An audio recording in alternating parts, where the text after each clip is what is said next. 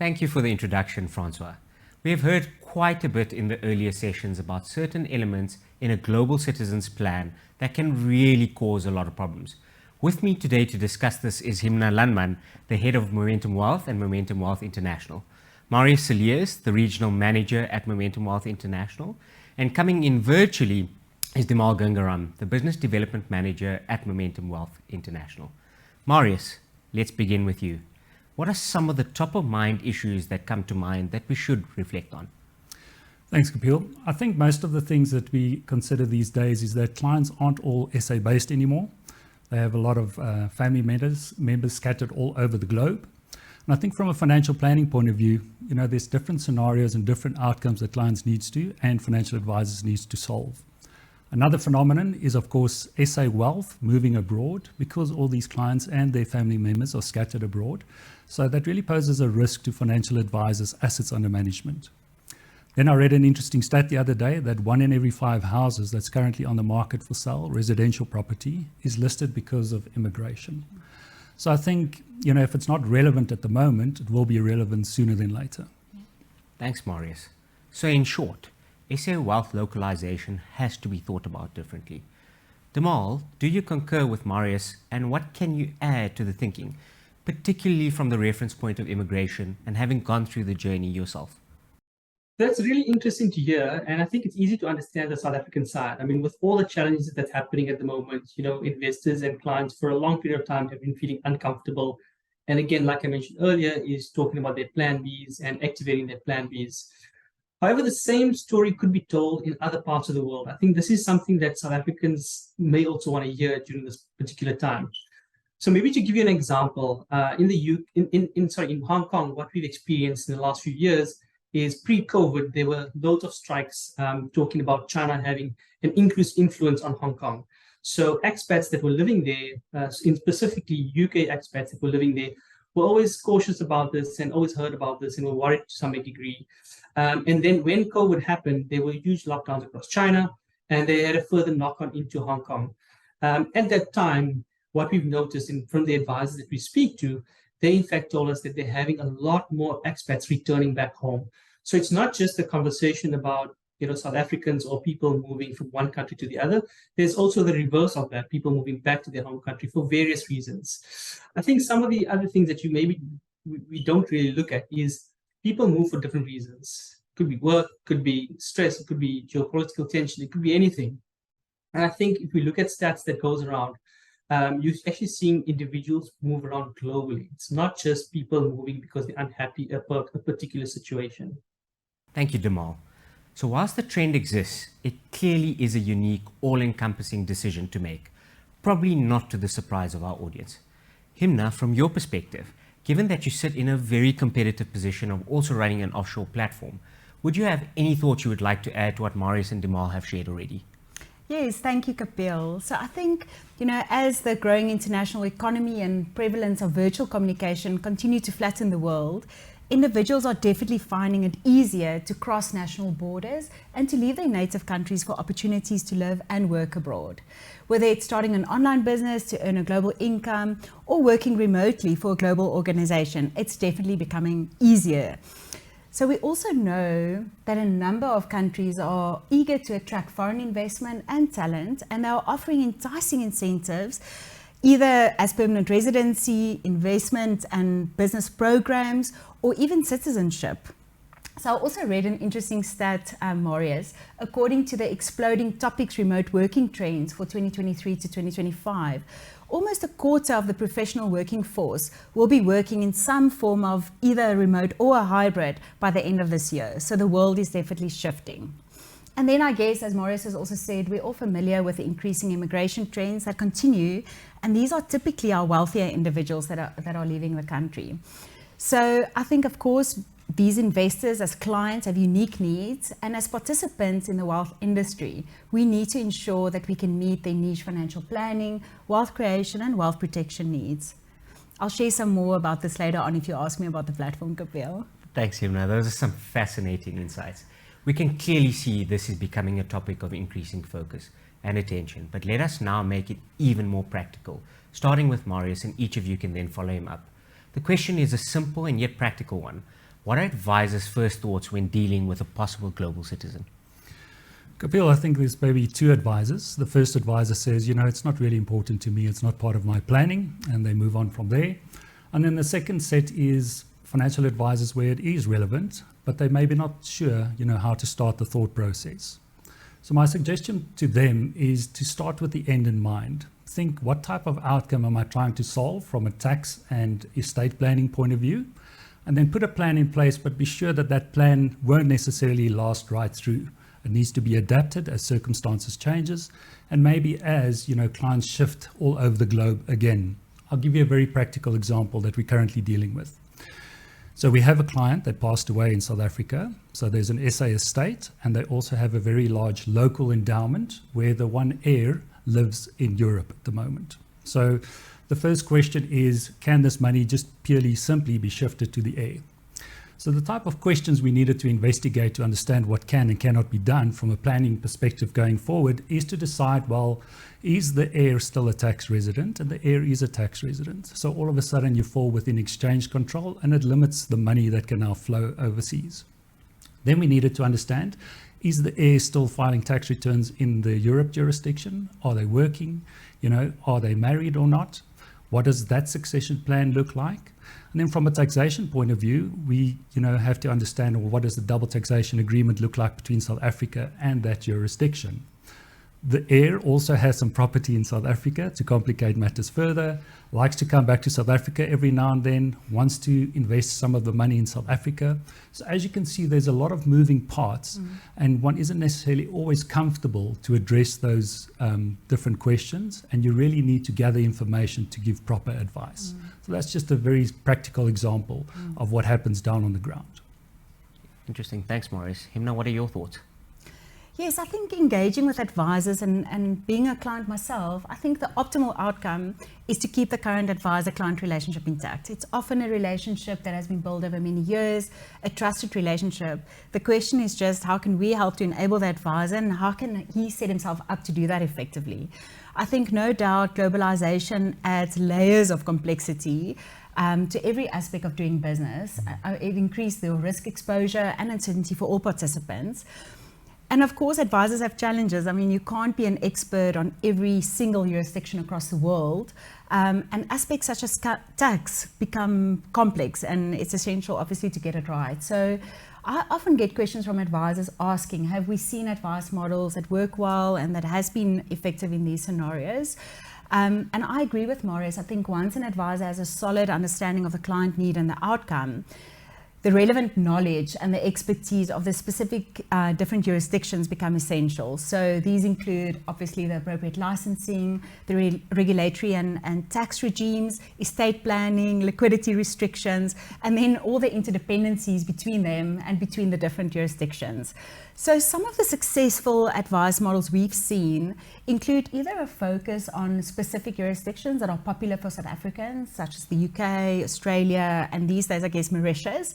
And of course, strong partnerships with professional experts to augment knowledge. So some of the larger businesses set up local advice practices in foreign jurisdictions with appropriate licensing. This helped with seamless referrals of clients, across the globe. So I think by partnering with legal, tax, and a suited international platform like Momentum Wealth International, an advice business can really set itself up to execute advice seamlessly across borders. Timal, would you like to add anything to what Himna and Maurice have shared? Yeah, I think further to Maurice's example, it's quite interesting. Again, if you take that situation and roll it forward, we did cover some of this in the jurisdiction discussion earlier. If you take that example which Maurice is speaking about, that advisor that's based in South Africa potentially needs to be licensed in country, or at least check if they need to be licensed in the country to which the client is moving to. So again, we don't know all the rules, we don't know all the requirements in terms of the different regulations and so on. But what we need to figure out is, how does it work, and can advisors in South Africa then partner with existing practices abroad? So in the expat environment, we get this all the time. And what we're seeing is that the advisors that are not able to set up their own businesses in other jurisdictions, they're partnering with existing licensees. And by that way, they circumvent the issue of setting up a business, trying to figure out the rules, trying to figure out the regulations, and then going through the process of giving advice. Thanks for those insights. The role of the advisor is increasingly incorporating aspects like coaching clients through critical life-changing decisions. I mentioned earlier you have very specific experience, Demal, of having moved overseas recently. How has that been for you? And do you have any learnings for our audience to share? Thanks for bringing me into the conversation, I suppose. Look, apart from it being a really, really stressful and humbling experience, it was quite interesting for me, especially with the experience that we have, in dealing with clients, dealing with advisors. To an extent, I was almost the client, the advisor, and the investment specialist. Again, it was really interesting for me to put myself in that situation and apply those rules to myself from a theory into practice. And I think I've learned quite a lot through the years in dealing with South African advisors, where we've partnered with advisors, understood how they do it practically. And one of the best advice that I had when I started thinking about this was from an advisor in Johannesburg that said to me, Timol, the first thing you want to think about is actually setting up an offshore bank account. And the reason for that was quite simple. He says that if you've got an offshore bank account and the client is not sure when they're moving, then they can start setting up, whether they need to pay for certain tickets, save for a particular goal in that country, and even potentially start paying towards a rent or a long-term lease, which they might have in the future. So that's the first part of it, having the liquidity available and having a bank account, not necessarily in that country, but in a country where you have the currency available that you can pay for things. So that was the first interesting part. I think the second part of it was, for me personally, I wasn't sure when I was moving. When we made the decision, it was maybe 12 months before the actual event. So it happened all very, very quickly. And in that instance, I didn't have a savings pool that was catered towards an offshore goal. So if there's one wish I wish I had gone back, save for a number of years in a foreign currency, in a global portfolio towards a particular goal. I think that would have been the ideal situation. Again, potentially using one of the Momentum Wealth International solutions to save for that goal. I think one of the things that comes up quite quickly through this process is the amount of costs involved. So when I talk about the banking need and then the long-term savings need, when you're going through the process, the complexities around visas, what does it cost you to move across in terms of the flights, the accommodation when you land there, do I have a long-term rental? Also things like, how complex is the process? I need to pack a container or not. Now, for an individual or for a client thinking about this move, they don't even think about these financial issues that come about. They think, okay, great, I need R500,000, and that's the amount I'm going to have to pay for the move. But they need to start planning for this well in advance. Further than that, they need to think about the implications after the event as well. So maybe let's maybe just touch on that. So when you're in South Africa and you decide to emigrate, everything's fine and well. But then when you emigrate, you need to think about where are your tax residents. So when I moved to Australia, I needed to check, am I tax resident in South Africa? Am I tax resident in Australia? What is the tax year? Is it between this period or that period? Are they the same? Is there a double tax agreement in place? So going through all of that, I in fact had to go through the double tax agreement myself to understand what are the implications that are on my financial assets. That could be income that I was receiving. It could be property or capital gains tax event in South Africa, or even could be the immigration process when I'm wrapping up my retirement funds. So all of those questions had to go through the process. So for example, in my retirement fund, again, becoming more and more practical through this process, one of the decisions I made was when I'm moving, I wasn't sure if it was going to be a permanent move. So what I did is I preserved my investment. Again, this doesn't apply to all clients. It applied to me specifically. Again, not financial advice for anyone. It was my specific scenario here. So in that instance, I preserved my funds. And when I was made a permanent resident in Australia a year or so later, I then made sure that, look, this is going to be the long-term place. And I then moved my funds across and went through the formal immigration process. When that happened, again, had to check, is the tax that I pay on the lump sum correct in South Africa? Do I get anything else on the other side in Australia in terms of a deduction? And the answer was quite simple. No, you don't get a deduction. There's a double tax agreement. Again, you need to understand this and unpack that for each individual client. The challenge with that one was also quite interesting if you take it a step further. So do you pay the taxes in South Africa on retirement fund and then take it across, or do you leave it preserved? For me, it was quite a simple, straightforward understanding, was that I'm going to be in Australia for 20, 30 years down the line. I'm not retiring for another 20 years at least. So that's a long time to have your money in South Africa in a depreciating currency, and in an asset base that's not tied to my retirement expenses in the future. So what I needed to do was bring the assets across, think about the asset allocation, save in a country or in a currency of where my expenses are going to be, and more importantly, save towards a goal where my expenses are going to be in the future when I'm retiring.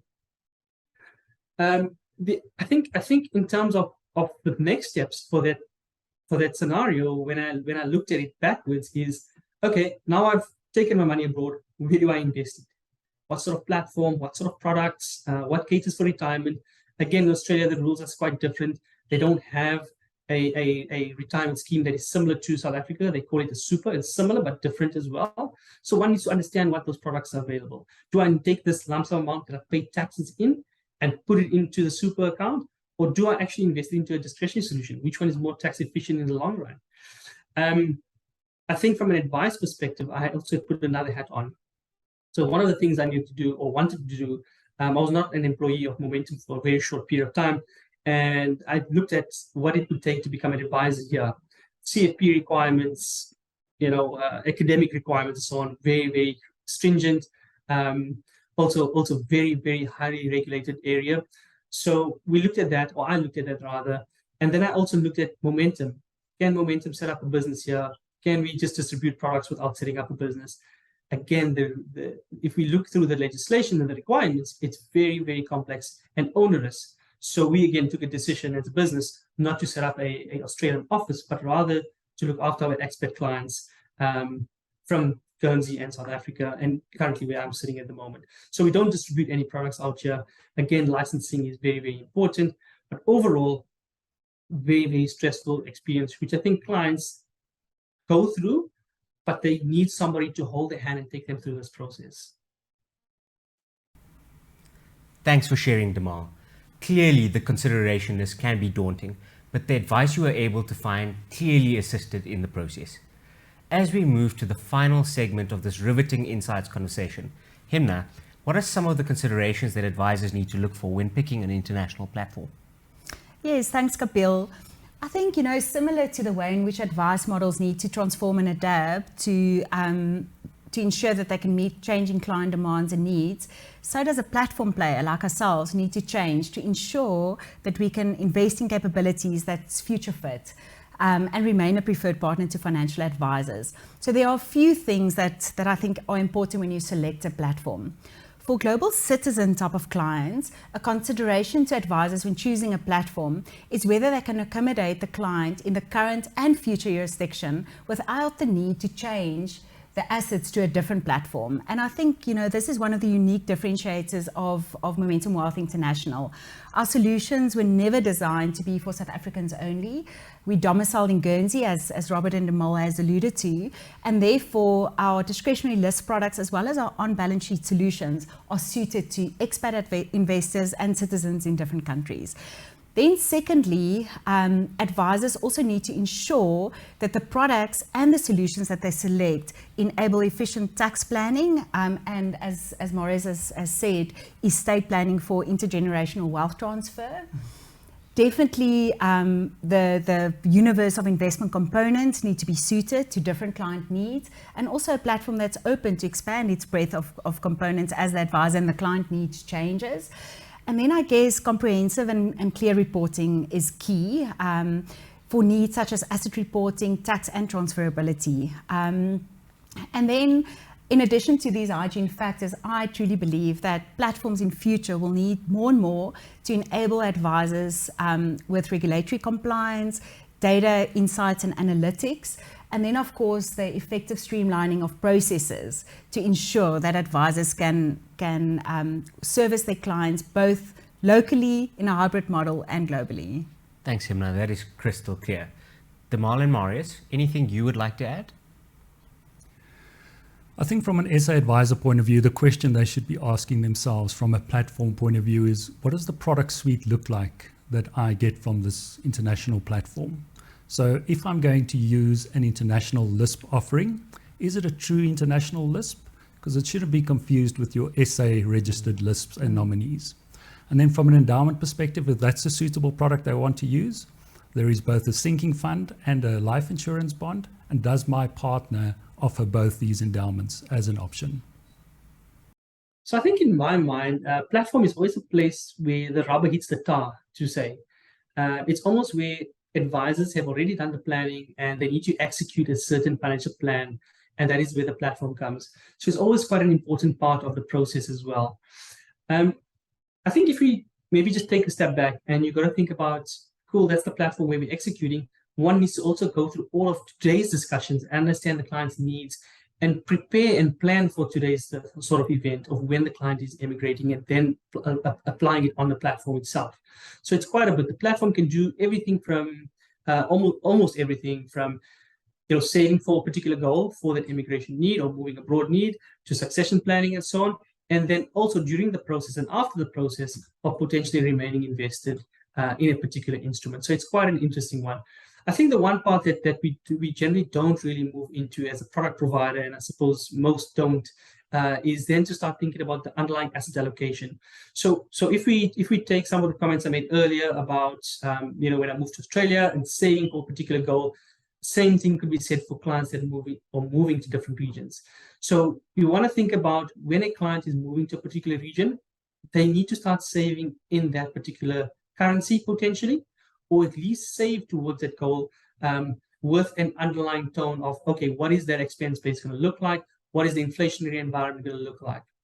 So to give you an example of how that works in a world where I operate in, is we have a range, like in South Africa, that caters for South Africans investing abroad in globally diversified portfolios.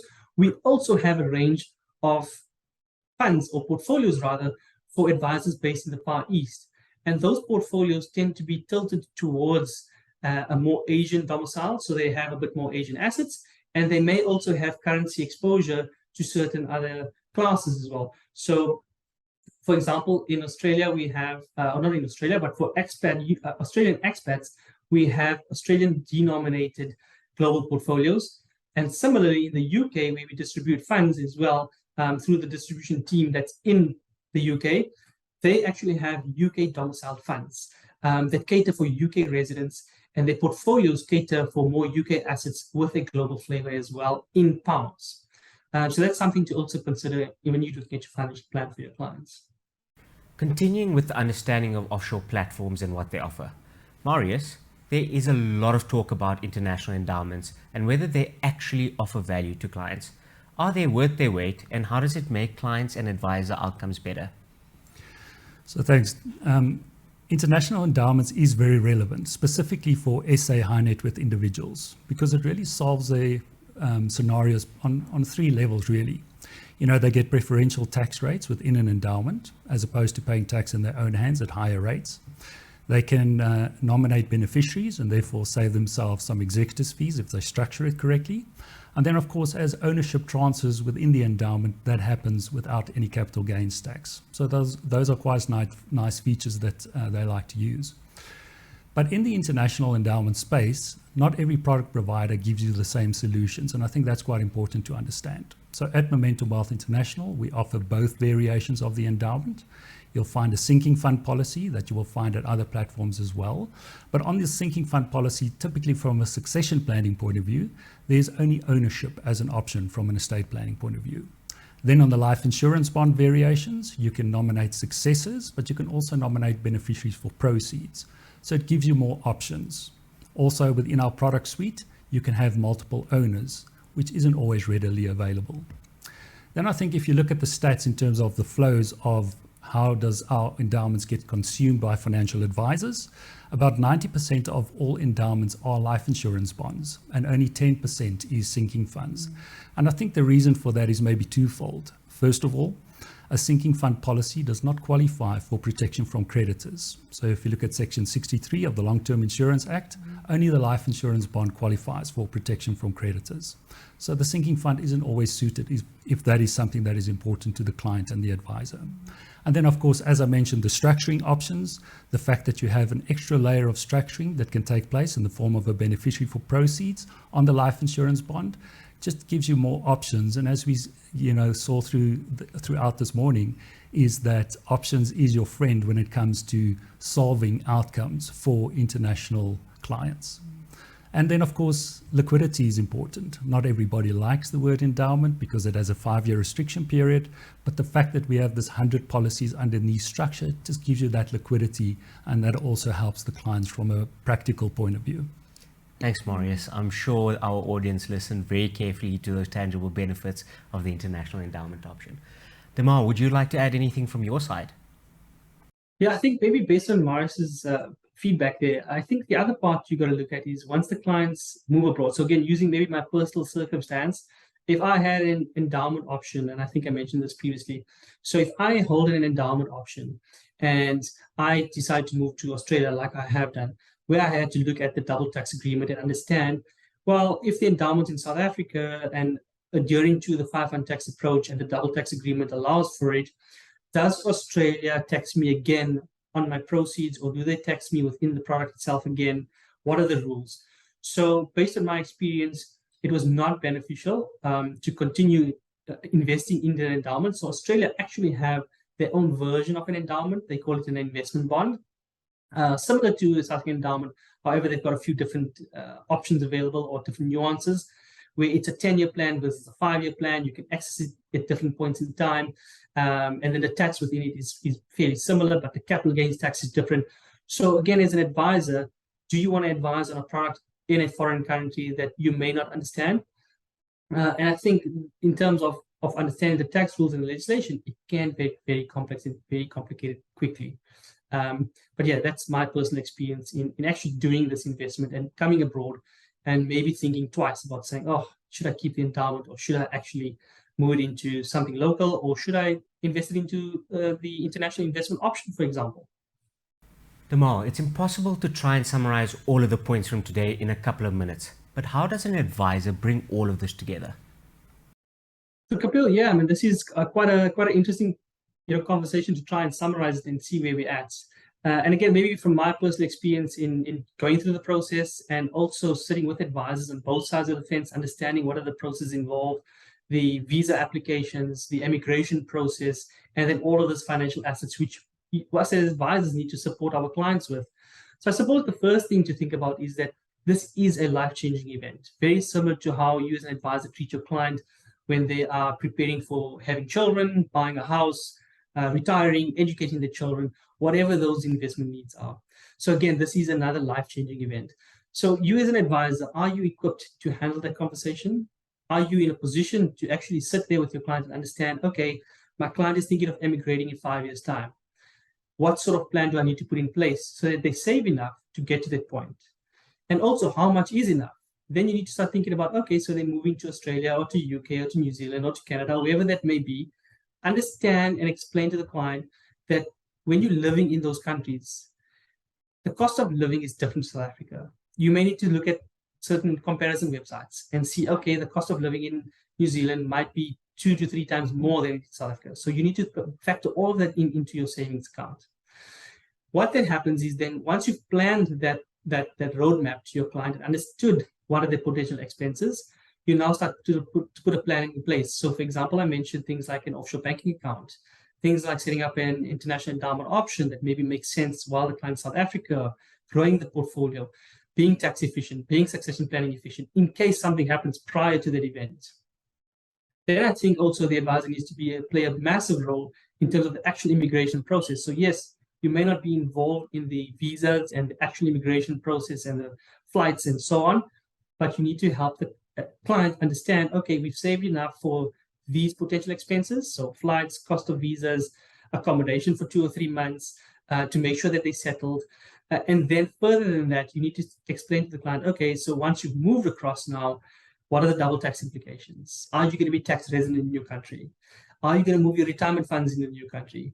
Can you invest and save in the new country? What sort of investment vehicles you may need to consider there? And then as an advisor, you need to put up your hand and say, okay, I understand them, or maybe not. What I am comfortable to do is advise you on your existing offshore book and grow your assets and continue growing those assets on the offshore side, and maybe then partner with an advisor in the other jurisdiction or become an advisor licensed in that jurisdiction if you wanted to. So it's quite a complex and long answer. And I think it all starts off with actually unpacking today's discussion in more detail. And that's why I go back to the point of saying, what what does your current client book look like? What are your current clients thinking about? Are they actually looking to have their family members, whether it's just the kids or the parents or the whole family together living abroad, maybe even coming back? What are those circumstances going to look like? So through that evolving discussion with your clients in their books, and we're seeing it more and more regularly, as you heard from Marius earlier, you as an advisor are quite pivotal to this point. I've helped friends and I've tried to help other colleagues to move abroad and just to unpack some of these conversations prior to them moving so that they could understand, look, it's not as simple and straightforward. And I promise you, the one thing they come back to say is that, Thibault, thanks for explaining the financial side, because I don't have the time to understand that. I'm too busy with packing my container. I'm too busy with making sure my visa is approved. I'm too busy making sure that my family is accounted for throughout this process. So you as an advisor make a you're part of this process. Himna, would you like to add anything? Yes, I think in closing, Kapil, to be deliberate on the expertise and solution which your practice needs to offer, and then to carefully select which to obtain in-house and for which to select suitable long-term partners that can walk the journey with you and your clients. Thanks, Himna. Marius, any further thoughts from your side? Yes, I think Kapil spoke a lot about immigration. I think for the South African investor with maybe beneficiaries or family members abroad, in order to create maybe a bit of a framework in terms of gathering information to see what is more suitable, they can possibly use this list. First of all, the beneficiaries. Where are they and in what jurisdiction are they being taxed? Are they still tax residents in South Africa? Do they intend to come back to South Africa or not? Then also, what type of product platform do I want to partner with? What is the expertise and what can I get and what can I consume from a product point of view, from an investment component point of view? What type of support do I have on the ground? And also, what type of reporting do I get? So yes, I think it's very important to start with the end in mind, like I mentioned initially, work your way back and partner with an international platform that can try and solve for as many of the outcomes that clients are looking to solve for in this global citizen environment that we find ourselves in. Firstly, thank you to each of our panelists for your input into the discussion. Clearly, there are still several things for advisors to unpack. The importance of being able to effectively help a global citizen with their financial planning needs is no longer nice to have, but a valuable part of an advisor's business. We unfortunately must end our discussion here for today, but please join us as we extend our global citizen discussions in the future.